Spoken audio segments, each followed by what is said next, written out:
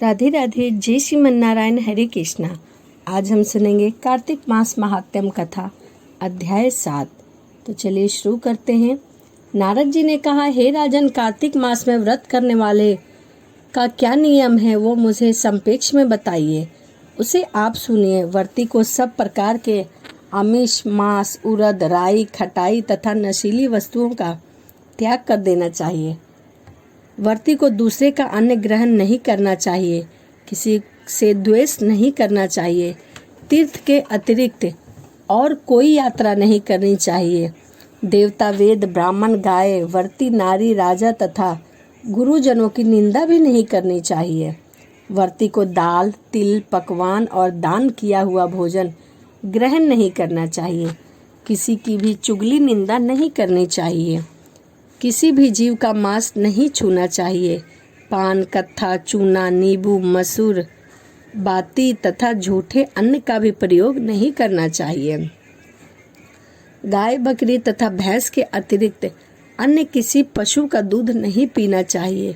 कांसे के पात्र में रखा हुआ पंचगव्य, बहुत छोटे घड़े का पानी तथा केवल अपने ही यहाँ पका हुआ अन्न प्रयोग करना चाहिए। कार्तिक मास का व्रत करने वाले मनुष्य को सदैव ब्रह्मचर्य का पालन करना चाहिए।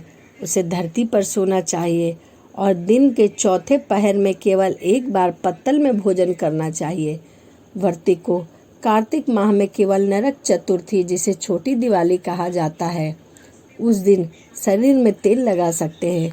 कार्तिक माह में व्रती को अपने मनुष्य को सिंघाड़ा, प्याज, मट्ठा, गाजर, मूली, काशी फल, लौकी, तरबूज तथा इन वस्तुओं का प्रयोग बिल्कुल भी नहीं करना चाहिए।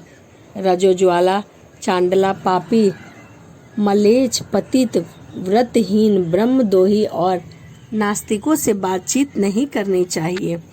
भगवान विष्णु को प्रसन्न करने के लिए अपनी शक्ति के अनुसार चंद्रोदान आदि का व्रत करना चाहिए और उपयुक्त नियमों का पालन करना चाहिए।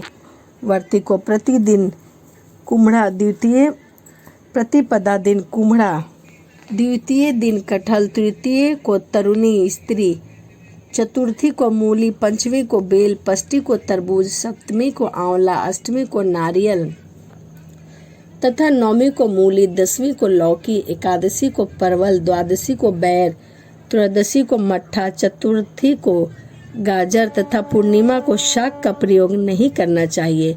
रविवार को आंवला का प्रयोग नहीं करना चाहिए।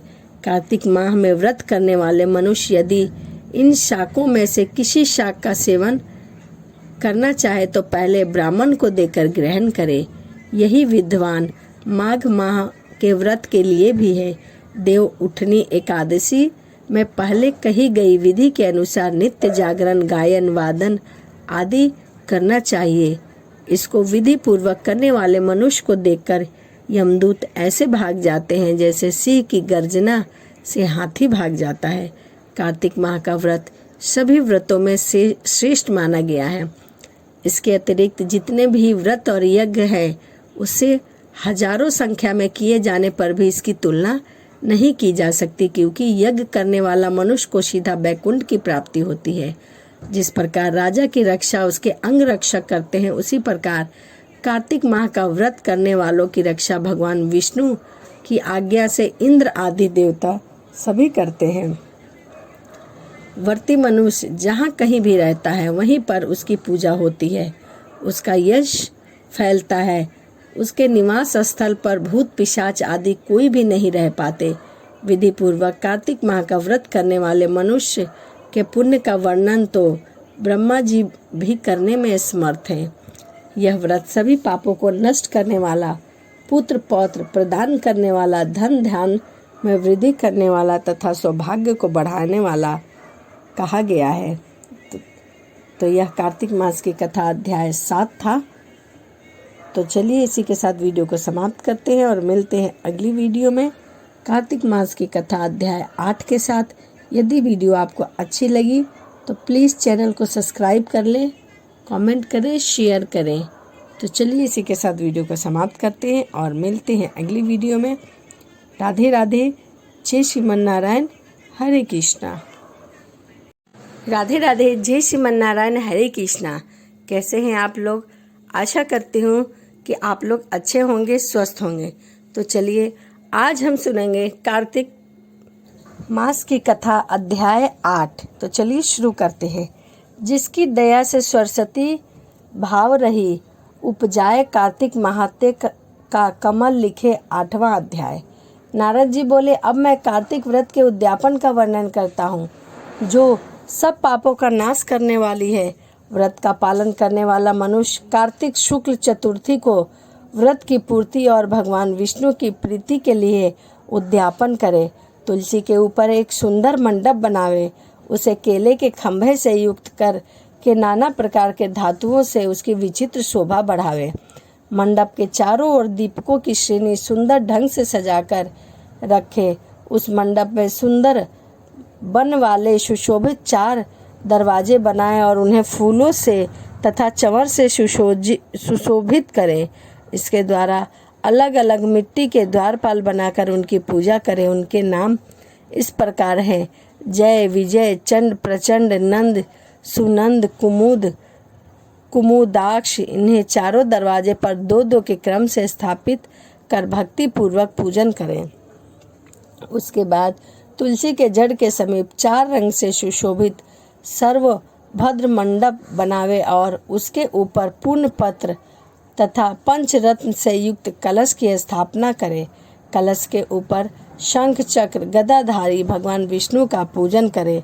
भक्ति पूर्वक उस तिथि में उपवास करे तथा रात्रि में गीत वाद्य कीर्तन तथा मांगल आयोजन के साथ जागरण करे। जो भगवान विष्णु के जागरण करते समय भक्ति पूर्वक भक्त पदों का गान करते हैं, वे सैकड़ों जन्म की पाप नाशने से मुक्त हो जाते हैं। जो मनुष्य भगवान के नियमित जागरण करके रात्रि भर भगवान का कीर्तन करते रहते हैं, उनको असंख्य गौदान का फल प्राप्त होता है। जो मनुष्य भगवान की मूर्ति के सामने नृत्य गान करते हैं, उनके अनेक जन्मों के एकत्रित पाप नष्ट हो जाते हैं। जो भगवान के सम्मुख बैठकर कीर्तन करते हैं, बंसी आदि बजाकर भागवत भक्तों को प्रसन्न करते हैं तथा भक्ति से रात्रि भर जागरण करते हैं, उन्हें करोड़ों तीर्थों का फल प्राप्त होता है। उसके बाद पूर्णमासी में एक सप्तनिक ब्राह्मण को निमंत्रण करे, प्रातःकाल और देव पूजन करके देवी पर अग्नि का स्थापन करे और भगवान की प्रीति के लिए तिल और खीर की आहुति दे। होम की शेष विधि पूरी करके भक्ति पूर्वक ब्राह्मणों को पूजन करे और उन्हें यथाशक्ति दक्षिणा दे। फिर उनसे इस प्रकार क्षमा याचना करे, आप सब लोगों की अनुकंपा से मुझे भगवान सदैव प्रसन्न हो रहे हैं। इस व्रत को करने से मेरे 7 जन्मों के लिए पाप नष्ट हो जाएं और मेरी संतान चिरंजीवी हो जाए। इस प्रकार के द्वारा मेरी सभी मनोकामनाएं पूर्ण हो। मेरी मृत्यु के पश्चात मुझे अतिशय दुर्लभ विष्णु लोक की प्राप्ति हो। पूजा की समस्त वस्तुओं के साथ गाय भी गुरु को दान में दे दे। इसके पश्चात घर वाले और मित्रों के साथ बैठकर स्वयं भोजन करें। भगवान द्वादशी तिथि को शयन से उठे, त्रयोदशी को देवताओं से मिले और चतुर्थी को सबने उनका दर्शन एवं पूजन किया। इसीलिए उस तिथि में भगवान की पूजा अवश्य करनी चाहिए। गुरु की आज्ञा से भगवान विष्णु की सुवर्णमयी प्रतिमा का पूजन करें। इस पूर्णिमा को पुष्कर तीर्थ की यात्रा श्रेष्ठ मानी गई है। कार्तिक माह में इस विधि का पालन करना चाहिए। जो कि इस कार्तिक के व्रत का पालन करते हैं, वे धन्य और पूजनीय हैं। उन्हें उत्तम फल की प्राप्ति होती है। जो भगवान विष्णु की भक्ति में तत्पर हो कार्तिक में व्रत का पालन करते हैं, उनके शरीर में स्थित सभी पाप तत्काल नष्ट हो जाते हैं। जो श्रद्धा पूर्वक कार्तिक के उद्यापन का महात्म सुनता है और वह भगवान विष्णु को सायुज्य प्राप्त कर लेता है और भगवान विष्णु की उस पर अनुकंपा बनी रहती है। तो यह कार्तिक मास की कथा अध्याय 8 था। तो चलिए इसी के साथ वीडियो को समाप्त करते हैं और मिलते हैं अगली वीडियो में कार्तिक मास की कथा अध्याय 9 के साथ। यदि आपको वीडियो अच्छी लगी हो तो कमेंट करिए, सब्सक्राइब कर लीजिए चैनल को, लाइक और शेयर ज़रूर करिए। तो चलिए इसी के साथ मिलते हैं अगली वीडियो में। राधे राधे, जय श्रीमन नारायण, हरे कृष्णा। राधे राधे, जय श्रीमन नारायण, हरे कृष्णा। आपके अपने YouTube चैनल प्रेम भक्ति में आप सभी का तहे दिल से स्वागत है। और आज हम सुनेंगे कार्तिक मास की कथा अध्याय 9। तो चलिए शुरू करते हैं। राजा पृथक ने कहा, हे मुनि श्रेष्ठ नारद जी, आपने कार्तिक माह के व्रत में जो तुलसी की जड़ में भगवान विष्णु का निवास बताकर उस स्थान की मिट्टी की पूजा करना बतलाया है, अतः मैं उस तुलसी जी के महात्म को सुनना चाहता हूँ। कृपया करके आप बताइए, तुलसी जी कहाँ और किस प्रकार उत्पन्न हुई, यह बताने की कृपा करें। नारद जी बोले, हे राजन, अब आप तुलसी जी का महत्व तथा उनके जन्म की प्राचीन इतिहास सुनिए। एक बार देवगुरु बृहस्पति और देवराज इंद्र भगवान शंकर के दर्शन करने कैलाश पर्वत पर जा पहुँचे। भगवान शंकर ने अपने भक्तों की परीक्षा लेने के लिए जटाधारी दिगंबर का रूप धारण कर उन दोनों के मार्ग में अवरोध उत्पन्न किया।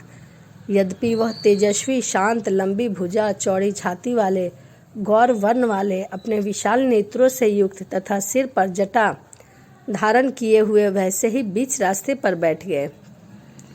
तथापि उन भगवान शंकर को न पहचानकर इंद्र ने उनका नाम और धाम आदि पूछते हुए कहा कि क्या भगवान शंकर अपने स्थान पर हैं या कहीं गए हुए हैं। इस पर तपस्वी रूप भगवान शिव कुछ नहीं बोले। इंद्र को अपने त्रिलोकीनाथ होने का गर्व था। उसी अहंकार के प्रभाव से वह चुप किसी प्रकार रह सकता था।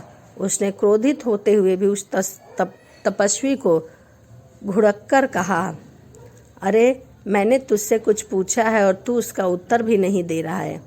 मैं अभी तुझ पर वज्र का प्रहार करता हूँ, फिर देखता हूँ कि तू कौन दुर्मति तुम्हारी रक्षा करता है। इस प्रकार कहकर जैसे ही इंद्र ने उस जटाधारी दिगंबर को मारने के लिए हाथ में वज्र लिया, वैसे ही भगवान शिव ने वज्र सहित इंद्र का हाथ स्तंभित कर दिया और विकराल नेत्र कर उन्हें देखा। उस समय ऐसा प्रतीक हो रहा था कि वह दिगंबर प्रज्वलित हो उठा है और वह अपने तेज से इंद्र को जला देगा। भुजाएं स्तंभित होने के कारण इंद्र दुखित होने के साथ साथ अत्यंत कुपित भी हो गए। परंतु उस जटाधारी दिगंबर को प्रज्वलित देखकर बृहस्पति जी ने उन्हें भगवान शंकर जानकर प्रणाम किया और दंडवत होकर उनकी स्तुति करने लगे। बृहस्पति भगवान शंकर से कहने लगे, हे दीनानाथ, हे महादेव, आप अपने क्रोध को शांत कर लीजिए और इंद्र के इस अपराध को क्षमा कर दीजिए। बृहस्पति के वचन सुनकर भगवान शंकर ने गंभीर वाणी से कहा, मैं अपने नेत्रों से निकाले हुए क्रोध को किस प्रकार रोकूं। तब बृहस्पति ने कहा, भगवान, आप अपना भक्त वत्सल नाम सार्थक करते हुए अपने भक्तों पर दया कीजिए। आप अपने इस तेज को अन्यत्र स्थापित कीजिए और इंद्र का उद्धार कीजिए। तब भगवान शंकर गुरु बृहस्पति बोले, मैं तुम्हारी स्तुति से अत्यंत प्रसन्न हूँ। तुमने इंद्र को जीवन दान दिलवाया है। मुझे विश्वास है कि मेरे नेत्रों की अग्नि अब इंद्र को पीड़ित नहीं करेगी। बृहस्पति के इस वचन को कहकर भगवान शिव ने अपने मस्तक से निकाले हुए अग्निमय तेज को अपने हाथ में ले लिया और फिर उसे क्षीर सागर में डाल दिया। इसके पश्चात भगवान शंकर वहां से अंतराध्य हो गए। इस प्रकार जिनको जो जानने की कामना थी उसे जानकर इंद्र तथा बृहस्पति अपने अपने स्थान को चले गए। तो यह कार्तिक मास की कथा अध्याय 9 थी। तो चलिए इसी के साथ वीडियो को समाप्त करते हैं और मिलते हैं अगली वीडियो में। यदि आप मेरे चैनल पर नए हैं तो प्लीज़ चैनल को सब्सक्राइब कर लीजिए, लाइक, कमेंट, शेयर ज़रूर करिए।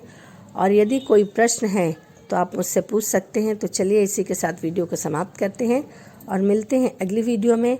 राधे राधे, जय श्रीमन नारायण, हरे कृष्णा।